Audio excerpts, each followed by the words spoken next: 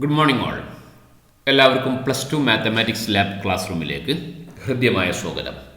ഇന്നത്തെ ക്ലാസ്സിൽ നാം ഡിസ്കസ് ചെയ്യുന്നത് ലാബ് 42 ലീനിയർ പ്രോഗ്രാമിംഗ് പ്രോബ്ലം, ഈ ഒരു ലാബിൽ നിന്നും 2025 മോഡൽ എക്സാമിനേഷൻ ചോദിച്ചിട്ടുള്ള ഒരു ക്വസ്റ്റ്യൻ പേപ്പറും അതിൻ്റെ സൊല്യൂഷനുമാണ്. നോക്കൂ, ഇതാണ് ക്വസ്റ്റ്യൻ പേപ്പർ.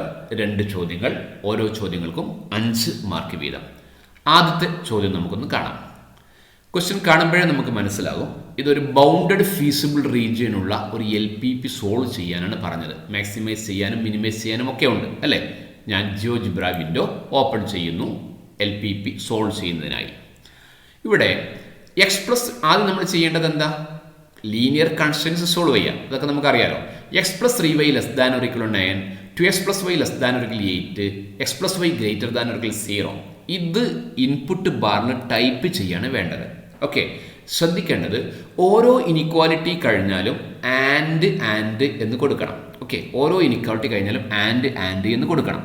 അപ്പം നമ്മുടെ കയ്യിൽ ക്വസ്റ്റ്യൻ പേപ്പർ ഉണ്ടാവുമല്ലോ അല്ലേ. നമ്മുടെ ലാപ്പിൽ ഡെസ്ക്ടോപ്പിൽ ക്വസ്റ്റ്യൻ പേപ്പർ ഉണ്ടാവും. ആ ക്വസ്റ്റ്യൻ പേപ്പറിൽ നിന്ന് ഇത് ഇത്രയും അങ്ങ് കോപ്പി ചെയ്യാം. Ctrl+C ചെയ്യാം. ഓക്കെ, എങ്കിൽ നമ്മളിത് തെറ്റാതെ ടൈപ്പ് ചെയ്യാൻ പറ്റും. എന്നിട്ട് വിൻഡോ ഓപ്പൺ ചെയ്തിട്ട് Ctrl+C കോപ്പി ചെയ്യാനുള്ള ഷോർട്ട് കീ ആണ്.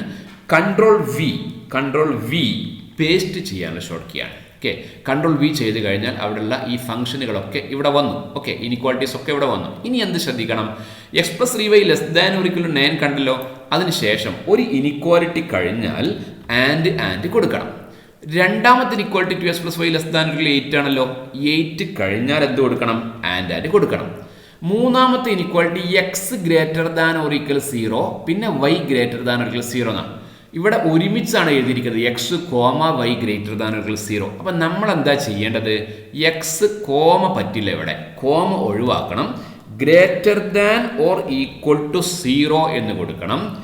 ആൻഡ് ഒരു ഇനിക്വാലിറ്റി കഴിഞ്ഞാൽ എന്ത് വേണം? ആൻഡ് കൊടുക്കണമല്ലോ. ആൻഡ് കൊടുക്കണം.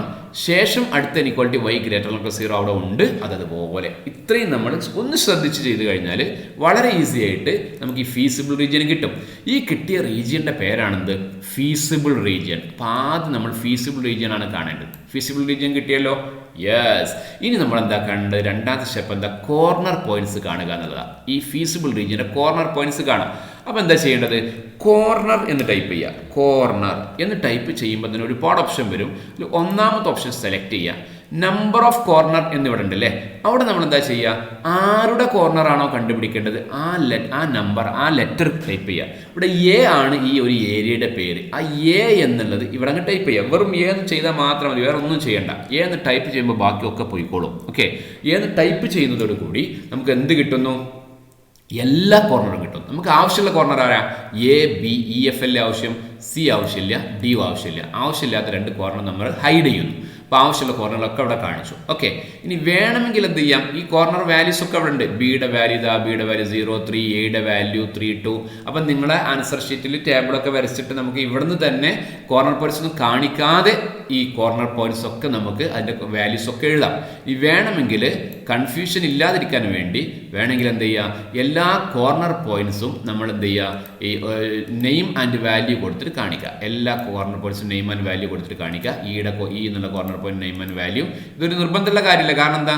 ഓൾറെഡി നമ്മുടെ ഓൾജിബ്രേക്ക് വ്യൂവിൽ എല്ലാ കോർണർ പോയിന്റ്സും കാണുന്നുണ്ട്. എങ്കിലും ഒരു പെർഫെക്ഷന് വേണ്ടി കാണിക്കാം. ഓക്കെ, ഇനി കുറച്ചുകൂടെ ഭംഗിക്ക് വേണ്ടി ഈ കോർണർ പോയിന്റ്സ് ആണല്ലോ ഇവിടുത്തെ താരം. അതുകൊണ്ട് അതിനൊക്കെ കളറൊക്കെ ഒന്ന് മാറ്റി വേണമെങ്കിൽ കൊടുക്കാം. ഓക്കെ, എല്ലാം ഞാൻ റെഡ് കളർ കൊടുത്തിട്ടുണ്ട്, പെട്ടെന്ന് കാണുന്നതിന് വേണ്ടിയാണ് ചെയ്യുന്നത്. ഇതൊക്കെ ഒന്നും നിർബന്ധമുള്ള കാര്യമല്ല, ഇതൊക്കെ നിങ്ങളുടെ ഓപ്ഷനാണ്. ഓക്കെ, ശരി. അപ്പം ഞാൻ എല്ലാ കോർണർ പോയിന്റ്സും കാണിച്ചു. എല്ലാ കോർണർ പോയിന്റ്സിനെയും കോർഡിനേറ്റ്സ് ഇവിടെ കാണിച്ചു അല്ലേ. ഇനി എന്താ ചെയ്യേണ്ടത്? ഇനി ചെയ്യേണ്ടത് ഒരു ടേബിൾ വരച്ചിട്ട് കോർണർ പോയിന്റ്സ് എഴുതുന്നു. Value of objective function 4x+3y കാണുന്നു. ഓരോന്നിലെയും വാല്യൂ കണ്ടിട്ട് കൃത്യമായിട്ട് ആ വാല്യൂ എഴുതി കഴിഞ്ഞാൽ അതിൽ ഏറ്റവും വലുത് മാക്സിമം, ഏറ്റവും ചെറുത് മിനിമം. ഇത്രയും നമുക്ക് ജോലിയുള്ളൂ. ഇനി വേണമെങ്കിൽ ഈ വാല്യൂ കാണാനൊരു എളുപ്പമാർഗം എന്നുള്ള രൂപത്തിൽ നമുക്ക് എന്ത് ചെയ്യാം? നമ്മൾ സാധാരണ ചെയ്യാറുള്ള പോലെ ഒരു സ്ലൈഡർ ഉണ്ടാക്കാം. ഓക്കെ, ഇത് നിർബന്ധമുള്ള കാര്യമില്ല കേട്ടോ. ഡയറക്റ്റ് ആയിട്ട് നമുക്ക് വാല്യൂ നേരിട്ട് എഴുതാവുന്നതേ ഉള്ളൂ. എങ്കിൽ വാല്യൂ നേരിട്ട് എഴുതാതെ കാണാൻ വേണ്ടിയിട്ട് ഒരു സ്ലൈഡർ ഉണ്ടാക്കുക. സ്ലൈഡർ നമ്മൾ സാധാരണ സി എന്ന പേര് കൊടുക്കുക. മിനിമം -5, മാക്സിമം ഒരു 50 ഉണ്ടായിക്കോട്ടെ. ഓക്കെ, മാക്സിമം ഒരു 50 ഉണ്ടായിക്കോട്ടെ. ഇൻക്രിമെൻറ്റ് 1 ആയിക്കോട്ടെ. ഓക്കെ, എന്നിട്ട് ഞാൻ ഓക്കെ കൊടുത്തു. എന്നിട്ട് ആരുടെ മാക്സിമം ആണ് കാണേണ്ടത്? 4x + 3y അല്ലേ? അപ്പോൾ ഞാൻ എന്ത് ചെയ്യുന്നു ഇവിടെ 4x + 3y 4x + 3y equal to C എന്ന് ടൈപ്പ് ചെയ്യുന്നു. ഈക്വൽ 0 എന്നല്ല, ഈക്വൽ ടു സി മാക്സിമം കാണാൻ വേണ്ടിയാണ് ചെയ്യുന്നത് കേട്ടോ. ഈക്വൽ സി എന്ന് ഞാൻ ടൈപ്പ് ചെയ്തു. ഓക്കെ, അപ്പോൾ എനിക്കൊരു ലൈന് കിട്ടി. ഇത് കമ്പൽസറി ആണോ? അല്ല. ഇത്രയും ആദ്യം പറഞ്ഞ ഭാഗം തന്നെ കിട്ടിയാൽ നിങ്ങൾക്ക് ടേബിൾ വരക്കാവുന്നതേ ഉള്ളൂ. നിങ്ങൾക്ക് കൂടുതൽ പെട്ടെന്ന് ഈ ഗ്രാഫ് കണ്ടിട്ട് തന്നെ മാക്സിമം കാണാൻ, മിനിമം കാണാനുള്ള ഒരു എളുപ്പ മാർഗമാണ് ഞാൻ പറയുന്നത് കേട്ടോ. ഇത് നിർബന്ധമുള്ള കാര്യമില്ല, ഇങ്ങനെ ചെയ്യണമെന്ന് നിർബന്ധമൊന്നുമില്ല. ഓക്കെ, ശരി. അപ്പം ഞാൻ ഈ ഒരു ലൈൻ വരച്ചു. ഏത് ലൈനാണ് വരച്ചത്? 4x + 3y equal to C എന്നുള്ള ലൈൻ ഞാൻ വരച്ചു. ഓക്കെ, ഇനി എന്ത് ചെയ്യുക? ഈ ലൈൻ ഇങ്ങനെ ഗ്രാഫിലൂടെ കൊണ്ടുവരാം. ഗ്രാഫിലൂടെ കൊണ്ടുവരുമ്പോൾ വലത്തോട്ട് ഞാൻ കൊണ്ടുവരുമ്പോൾ ഈ 0-ലെത്തി അല്ലേ? 0-ലെത്തിയപ്പോൾ വാല്യൂ എത്ര നോക്കിയേ? 0. അപ്പം നമ്മൾ എന്ത് ചെയ്യേണ്ട? കാൽക്കുലേറ്റ് ചെയ്യാതെ വാല്യൂ എഴുതാം. 0-ലെ വാല്യൂ 0 ആണ്. ഇനി അടുത്തത് 0.3-ലെ വാല്യൂ അല്ലേ വേണ്ടത്? 0.3-ലെ വാല്യൂ കിട്ടാൻ വേണ്ടി 0.3-ലെത്തിച്ചു. 0.3-ലെ വാല്യൂ എത്രയാണ്? 0.3-ലെ വാല്യൂ 9 ആണ്. ഓക്കെ, മനസ്സിലായോ? 0.3-ലെ വാല്യൂ കിട്ടുന്ന രൂപം മനസ്സിലായോ? 9. ഇനി ഇങ്ങനെ മുന്നോട്ട് പോകുമ്പോൾ ഇയിലെത്തും അല്ലേ? ഇയിലെ വാല്യൂ, ഇയിലാണ് ഇപ്പോൾ മീറ്റ് ചെയ്തിരിക്കുന്നത്. ഇയിലെ വാല്യൂ എത്രയാണ്? 16. ഇയിലെ വാല്യൂ 16 ആണ്. പിന്നെ എയിലെ വാല്യൂ എത്രയാണ്? 18. ഓക്കെ, അപ്പോൾ ഇവിടെ നിന്ന് തന്നെ ഏറ്റവും വലുത് കിട്ടിയില്ലേ? 18 ആണ് ഏറ്റവും വലുത്. ഏറ്റവും ചെറുതാരാണ്? 0 ആണ്. അപ്പോൾ ഇങ്ങനെ നിങ്ങൾ വേണമെങ്കിൽ ചെയ്യാം, അല്ലെങ്കിൽ നിങ്ങൾ സാധാരണ കാൽക്കുലേറ്റ് ചെയ്യുന്ന പോലെ കാൽക്കുലേറ്റ് ചെയ്തിട്ട് വാല്യൂ കണ്ടുപിടിക്കാം. നിങ്ങളുടെ ചോയ്സാണ്. കാര്യങ്ങൾ മനസ്സിലായല്ലോ?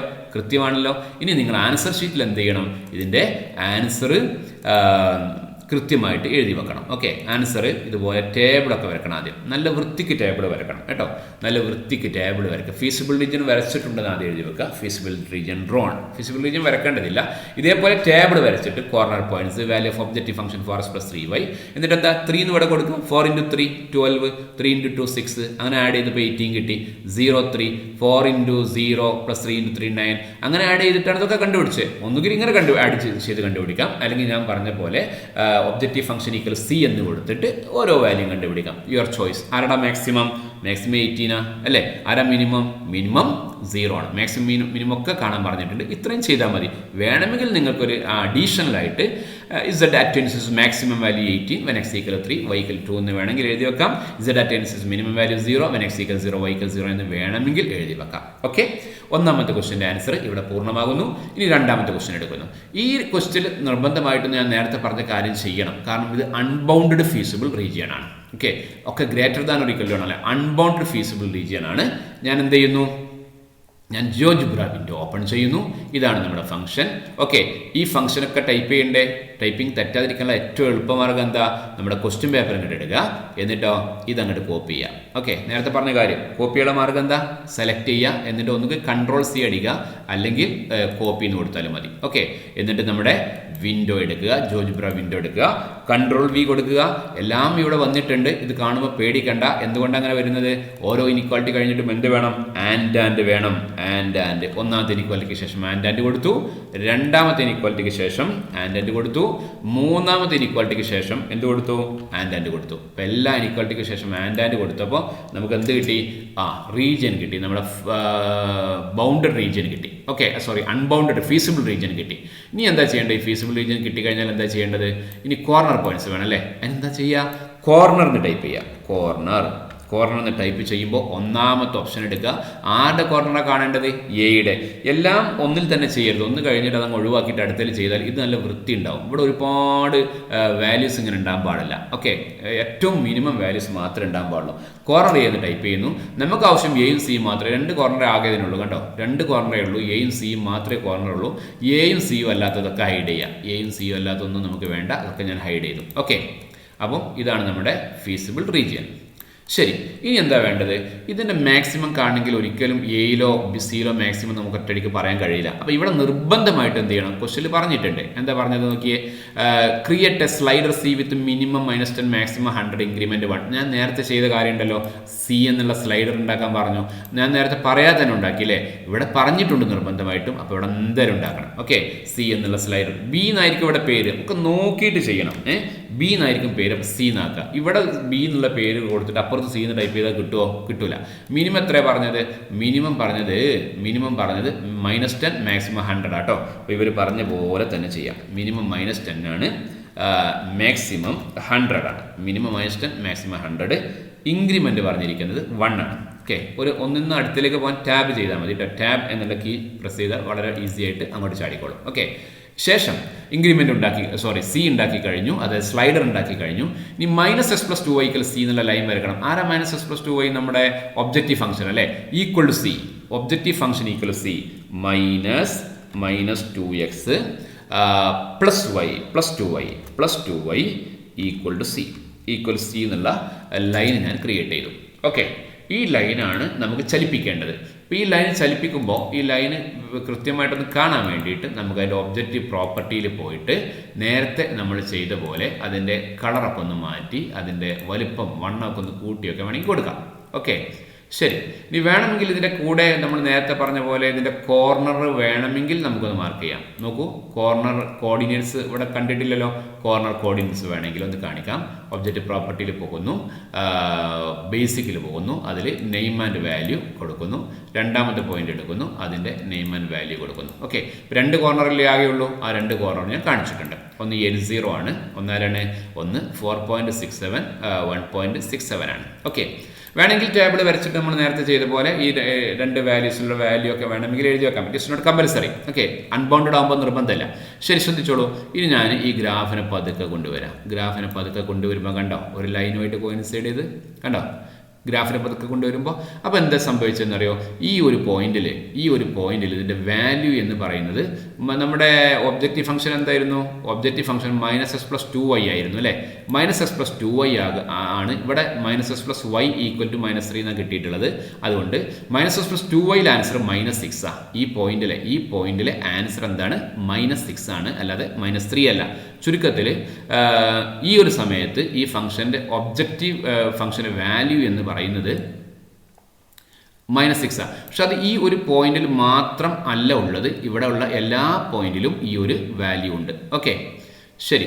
-x+2y നമ്മൾ ടൈപ്പ് ചെയ്തതിൽ മിസ്റ്റേക്ക് ഉണ്ടോ എന്നൊരു സംശയമുണ്ട്. നമുക്കൊന്ന് നോക്കാം. ടൈപ്പ് ചെയ്തതിൽ മിസ്റ്റേക്ക് ഉണ്ടോ എന്ന് നോക്കാം. ഇതിൻ്റെ ഡെഫിനിഷനിലേക്ക് നമുക്കൊന്ന് പോകാം. നമുക്കൊന്ന് പോകുമ്പോൾ മിസ്റ്റേക്ക് ഉണ്ട് അല്ലേ? -2x എന്ന് ടൈപ്പ് ചെയ്ത്, അതാണ് പ്രശ്നം. -x+2y equal to. അപ്പം ടൈപ്പ് ചെയ്യുമ്പോൾ മിസ്റ്റേക്ക് സംഭവിക്കുമ്പോൾ ഇങ്ങനെ ഉണ്ടാകും എന്നുള്ള കാര്യം ശ്രദ്ധിക്കണം, നല്ലത് കേട്ടോ. -x+2y ഈക്വൽ ടു സി എന്നാണ് ടൈപ്പ് ചെയ്യേണ്ടത്. ഞാൻ അറിയാതെ ടൈപ്പ് ചെയ്ത് തെറ്റിപ്പോയി. അപ്പോൾ സ്വാഭാവികമായിട്ടും ആൻസറും തെറ്റുകയാണ് അല്ലേ? -x+2y ഈക്വൽ ടു സി എന്നാണ് ടൈപ്പ് ചെയ്യേണ്ടത്. അങ്ങനെ ടൈപ്പ് ചെയ്തിട്ട് ഞാൻ എന്ത് ചെയ്യുന്നു? ആദ്യം തുടക്കത്തിൽ നിന്ന് കൊണ്ടുവരാണ്. ഇപ്പോഴൊക്കെ ഫീസിബിൾ റീജിയനുമായിട്ട് ഇതിന് മീറ്റ് ചെയ്യുന്നുണ്ടോ? ഇവിടെയൊക്കെ ഫീസിബിൾ റീജിയനിൽ മീറ്റ് ചെയ്യുന്നുണ്ട്, ബാക്കിൽ മീറ്റ് ചെയ്യുന്നുണ്ട്. അപ്പോൾ ഇവിടുത്തെ വാല്യൂ അല്ല മിനിമം, കാരണം ഇനിയും ചെറുതായിട്ട് കൊണ്ടുവരാൻ പറ്റും അല്ലേ? ഇനി മുന്നോട്ട് വരുന്ന അവിടുത്തെ വാല്യൂ അല്ല മാക്സിമം, ഇങ്ങോട്ട് വരുന്നതിനനുസരിച്ച് വാല്യൂ ചെറുതാവാണ്. അപ്പം ഇങ്ങനെ വരുമ്പോൾ ഈ വാല്യൂ ഒന്നുമല്ല മാക്സിമം. ഇതിൻ്റെ മാക്സിമം വാല്യൂ കാണാൻ പറ്റുന്നുണ്ടോ? ഇല്ല. ഈ ഫംഗ്ഷൻ മാക്സിമം വാല്യൂ കാണാൻ പറ്റുന്നില്ല. കുറച്ചുകൂടെ മുന്നോട്ട് പോകുമ്പോൾ ഇവിടെ എത്തുന്നു, അപ്പം -8 കിട്ടുന്നു. പക്ഷേ വീണ്ടും മുന്നോട്ട് പോകുമ്പോൾ -8നേക്കാൾ ചെറുത് കിട്ടുന്നു. അതൊക്കെ ഫീസിബിൾ റീജിയനിൽ തന്നെയാണ്. ഓക്കെ, ഇതൊക്കെ ഫീസിബിൾ റീജിയനിലാണ്. അപ്പോൾ ഇതിൻ്റെ മിനിമവും കാണാൻ പറ്റുന്നില്ല, മാക്സിമവും കാണാൻ പറ്റുന്നില്ല. ശ്രദ്ധിക്കുക, ഇവിടൊക്കെ ഈ ഗ്രാഫിന് മീറ്റ് ചെയ്യുന്നില്ല എന്നല്ലേ നമ്മൾ കരുതുക. മീറ്റ് ചെയ്യുന്നുണ്ട് കണ്ടോ. അപ്പോൾ ഈ വാല്യൂവിനേക്കാൾ വലിയ വാല്യൂ നമുക്ക് കിട്ടാൻ എന്ത് ചെയ്താൽ മതി? ഒന്നുകൂടെ ബാക്കിലേക്ക് കൊണ്ടുപോയാൽ മതി. ബാക്കിലേക്ക് കൊണ്ടുപോകുന്ന സമയത്ത് കണ്ടോ, വാല്യൂസ് ഇങ്ങനെ വലുതായി വരുന്നു. ഇപ്പോഴൊക്കെ ഗ്രാഫിനെ ഫീസിബിൾ റീജിയനെ മീറ്റ് ചെയ്യുന്നുണ്ട്. അതുകൊണ്ട് ഇതിനെ മാക്സിമം കാണാൻ നമുക്ക് കഴിയില്ല. അതേപോലെ എന്തും കാണാൻ കഴിയില്ല, മിനിമവും കാണാൻ കഴിയില്ല. അപ്പോൾ ഇതിന് മാക്സിമവും ഇല്ല, മിനിമവും ഇല്ല എന്നുള്ള കാര്യമാണ് ശരിയായിട്ടുള്ള ആൻസർ. ഇവിടെ നല്ലോണം ശ്രദ്ധിക്കണം. ഞാൻ ചെയ്തപ്പോൾ ഒരു നമ്പർ -2x ആയപ്പോൾ ആൻസർ മാറിയത് കണ്ടോ? അപ്പോൾ ടൈപ്പ് ചെയ്യുമ്പോൾ നല്ലോണം ശ്രദ്ധിക്കണം. നമ്മൾ ചെയ്ത ഗ്രാഫ് നമ്മൾ ടൈപ്പ് ചെയ്തത് ക്വസ്റ്റ്യനിലുള്ളത് തന്നെയാണ് എന്ന് നമ്മൾ ഉറപ്പ് വരുത്തണം. ഓക്കെ, ക്വസ്റ്റ്യനിലുള്ളത് തന്നെയാണെന്ന് ഉറപ്പ് വരുത്തണം. അപ്പോൾ ഈ ഒരു ക്വസ്റ്റ്യന് എന്തില്ല, ഈ ഒരു LPPക്ക് എന്തില്ലടാ, ഫീസിബിൾ റീജിയനൊക്കെ നമ്മൾ വരച്ചു, മാക്സിമവും ഇല്ല, മിനിമവും ഇല്ല എന്ന് എഴുതി വെച്ചാൽ മതി. ഓക്കെ, വേണമെങ്കിൽ ടേബിൾ വരച്ചിട്ട് വാല്യൂ എഴുതി വെക്കാം, പക്ഷെ അത് നിർബന്ധമുള്ള കാര്യമല്ല. ഇത് മാക്സിമം ഇല്ല, മിനിമം ഇല്ല എന്ന് എഴുതി വെച്ചാൽ മാത്രം മതി. LPP എന്നുള്ള ലാബിൻ്റെ 2025 ചോദിച്ചിട്ടുള്ള ഒരു മോഡൽ ക്വസ്റ്റ്യൻ പേപ്പറും അതിൻ്റെ സൊല്യൂഷനുമാണ് ഞാൻ വിശദീകരിച്ചത്. വളരെ എളുപ്പത്തിൽ, വളരെ ഈസി ആയിട്ട്, കുറച്ചൊരു ശ്രദ്ധയുണ്ടെങ്കിൽ ശരിയായിട്ട് ചെയ്യാവുന്ന ലാബാണ് ലാബ് 42. നന്നായിട്ട് പഠിക്കുക. Okay, thank you.